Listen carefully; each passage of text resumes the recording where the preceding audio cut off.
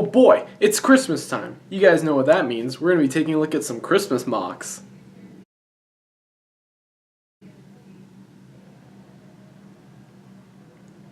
Well, guess it doesn't hurt anybody. Hello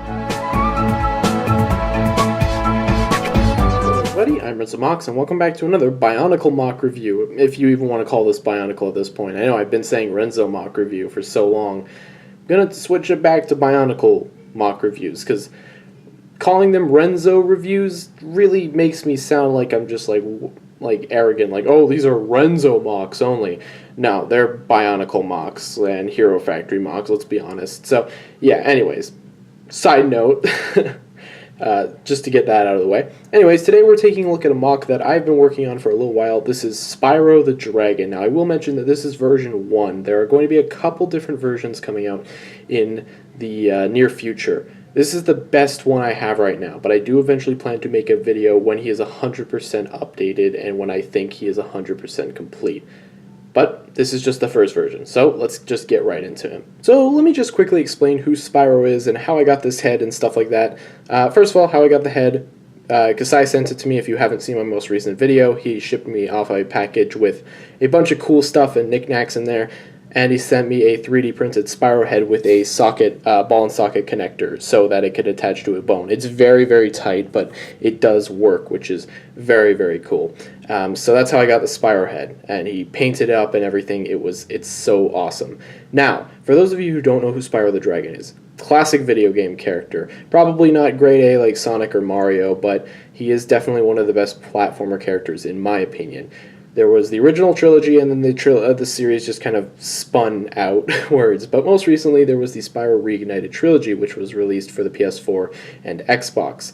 I don't have it yet, but I'm very excited to eventually play it. I'm so looking forward to it. However, this model specifically is based off of the PS1 model, so I wasn't going for the Reignited trilogy accuracy, because the head itself is pretty much just one-for-one PS1 recreation, so I was sticking with a PS1 design here. So if you guys are like, why doesn't he look bigger or whatever, that's the main reason why. I wasn't going for this bigger dragon look. I was going for the old classic big-headed, little-limbed, skinny body Spyro. So yeah, hope that's enough explanation for you guys. Let's just get into him. Spyro was incredibly difficult for me to get into this scale. First of all, I knew I had to have the yellow sort of stomach build-up area. I don't even think this looks that good, but I think it looks better than my old versions. My old versions, I always tried to make him too beefy. The thing is, he is not a beefy character. He's a very, very skinny character. So really, in the back, that's where he gets a little too ridiculous. Also, if you're wondering why I'm using trans purple, it's because I don't have enough purple forelongs. I do eventually plan to replace that. In fact, I do plan to paint most of the black areas into purple or yellow. For instance, I think I'll be painting most of in here yellow. I'll be painting these probably orange, but then all this kind of stuff will be painted purple, just because I want it to look as authentic as possible. And plus the back of the neck here, probably going to paint it purple just because it looks really out of place right now. And especially the tail, that needs to be completely painted. The underside's going to have to be yellow and the top is going to be purple, but that's going to look a little weird. Excuse me. As for the tail itself, it doesn't have really too much articulation. That's about it. It does wag slightly, but that's pretty much it. This is because the tail is it starts off fat and then gets skinny. But it's not too long. At least in the original games, it's pretty just a standard tail, because this is a smaller character, keep that in mind.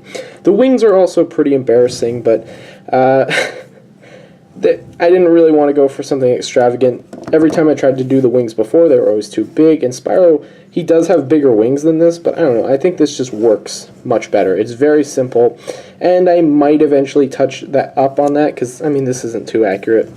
But I think it's better than nothing, you know, for the time being. There's some details, obviously, I need to work out. This whole area is really gross looking. I don't even like the tail. I want to fix that up a little bit because the red axle is poking out. I'm going to switch it for a black axle maybe, or just like fix the way the tail looks in general. But articulation's kind of limited on this guy. The arms can move a lot, but the neck can go down, so you can recreate the Spyro charging pose, if those of you who are familiar. His wings can flap in and out, but they don't obviously move. They're not on ball joints or anything. They can move sideways a little bit, so I guess he's got a little bit more articulation than I actually expected, but his neck can lift up, but only that much, so he is kind of slightly crouching, which I would have preferred if it could go up higher, but that's just the way I built him. And the head, good lord, this thing is tight. It doesn't look like it, but if you actually want to like move it to the side, it is a very difficult task. Again, great work, Kasai, for putting in so much effort on this thing. The paint job is amazing. Obviously, there's a lot of issues with this guy, and I'm going to fix them all eventually in the near future, but as of right now, I'd say this is pretty okay. So, we're not done yet. Here's Sparx. Sparx the Dragonfly. Now, for those of you, again, who are unaware with the Spyro games, Sparx acts as your life counter throughout the game. So basically, yellow is his primary form. Then when Spyro gets hit, he turns blue. Then when he gets hit again, he turns green. And then finally, once he gets hit again, he disappears forever. And Spyro has one more hit left, and then he's dead. This is very difficult to try to actually task how to do this. I'm not really happy because Sparx... Let me just pull him up for reference here. Here's Spyro. Here's Sparx. Sparx is not supposed to be this big. Sparx is like supposed to be the size of his wing. This was really just the best way I could do it with how much I wanted to put into this little guy. So he's got the blue wings, which isn't really accurate to the original game. This is kind of like a hodgepodge of several different games. The Reignited trilogy, kind of what he looked like in A Hero's Tale. Not really, because that was gross. But just a ton of like different references. The wings are blue just because that's the best thing I could find. Everything else kind of looked weird.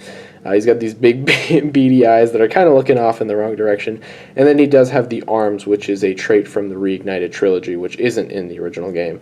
But the arms do allow him to just sit on Spyro's head, and that's pretty cute. I like that a lot. But obviously, I've been using this for just a way to like hold him up. I do actually need to make a stand for him, but you know, if I wanted to show him flying around or something, then yeah, pretty simple. But I think they make a good pair. My only issue is that Sparx is really oversized compared to how he should be, so I want to eventually, hopefully in my next review of Spyro, in my version 2, I can resize him a bit. But yeah, you guys don't care about Sparx. Let's just end this review already. So honestly, guys, Spyro has been a huge part of my life. I've really enjoyed the games. I've always been this avid fan of the franchise. I've always been hoping for a remake. We got a remake. I'm so excited to eventually play it. You have no idea. Anyways, I've been rambling a lot in this review, mostly because of how much his character means to me. And I decided to even do a review on him, even though he's not even finished yet. That's just how much I care. And I cannot express how thankful I was that Kasai actually made this for me. Because if he didn't make it for me, I would most likely never even make this mock. But the fact that he sent this to me gave me enough of a drive to actually go ahead and finish him once and for all. Anyways, very, very satisfied with how this is turning out so far. Obviously, he's got a long way to go before he's 100% complete. But until now, I'd say he's pretty okay for the time being. Obviously, I'm going to add a couple things, and he'll eventually get more finalized in the future. I don't know. I had to like rip Miri apart in order to build him. I'm very sorry for doing that. But yeah, overall I'm very satisfied with him, and I hope you guys enjoy him too, because I really liked building him. I liked figuring out how to like condense his body into as small of a structure as possible, but still have enough meat on his bones to look decent, and I'd say I've done an okay job at it. Anyways, thank you guys so much for watching. I'm Mocs. There are more videos on the way. Goodbye, everyone.